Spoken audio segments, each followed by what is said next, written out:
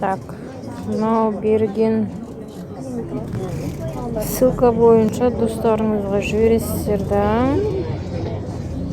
Пригласить друга, поделиться дейсіз мысалға.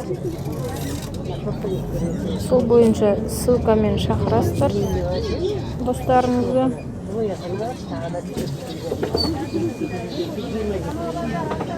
Міне маған 2-3 теңге түсірді. 1-2-3 теңге, 2-2-3 теңге, міне екіншісі. Әр досты шақырған үшін сізге де ол кісіге де 2-3 теңге береді. Түсіндіре алдым ба?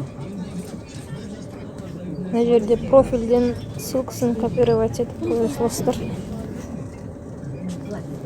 Бәрі оңай.